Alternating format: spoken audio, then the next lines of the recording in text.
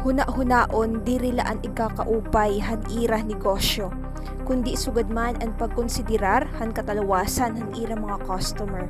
Ini ang gintagan yung doon han RHUG1 nga dohan business owners, ilabi na nga dohan food establishments nga igprioridad iton sanitation o an kamalimpyo han ira mga establishmento.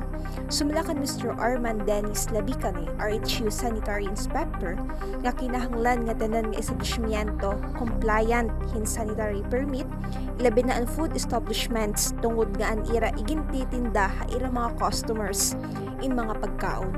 Lakip hini ang pag-ada health certificate para han nga tanan nga mga empleyado, partikular na para han food establishments sugad hin bakeries, meat shops, mga karinderya ng mga restaurants.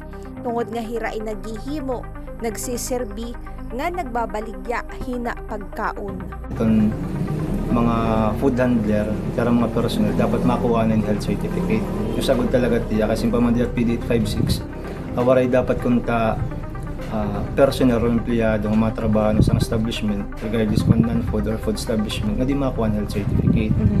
Ikaduha, siyempre, nila establishment, dapat mahamis, tapos ang era gihapon ng mga tao, dapat nagsusunod gihapon ng personal hygiene naman nila. Nahinumdum gihapon nila Labicane nga duhan food establishments nga kinahanglan mag-separate la o mag-ibala ang workplace sugad man ang gingkakaturugan han mga empleyado, sugad han mga bake shops. Kinahanglan may dahaluag nga espasyo para han gintatrabahuan o ang ginihimuan hin tinapay nga kinahanglan may dalaluwat nga area para han katurugan han ira mga empleyado.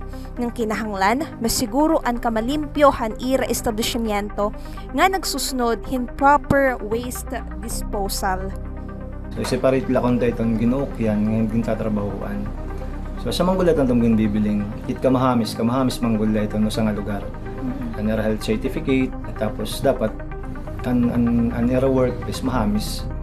Anera disposal, anera liquid waste, ngayon solid waste, dapat proper, tiyari nga masarang. Tapos, siyempre, importante, may dira hand washing area, ngayon may gapon na CR. Sa mga itong gimbibiling ng sanitation. Dugang pa nila Labicane nga ang regular inspection nga tuhan mga establishmento in kada quarter, pero tungod manggod nga usalahiya nga sanitation inspector nga tungod manggod han sobra kadamo nga establishmento hagiwan nga lakipan iya mga gini-inspect ang mga non-food establishment salit diri nakakag-inspect quarterly. Ngang kon may daniyaging kikita ang establishmento nga diri naasunod hiton sanitation, amon iya duro nga gintututukan nga gimbabalikan para maging compliant. Nga naurhi nga parte, gintagan hindoon ni Labicane nga para makapag-operate hirahin maupay han iratagstagsa nga mga negosyo.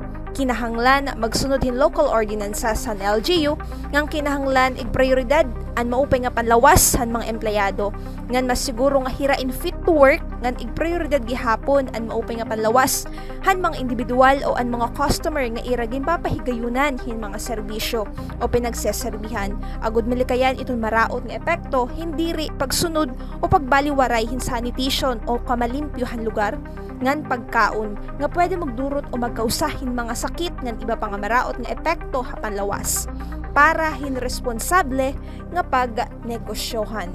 Tikang dinihagiwan Eastern Samar ini Maureen Salamida, Eastern Samar News Service.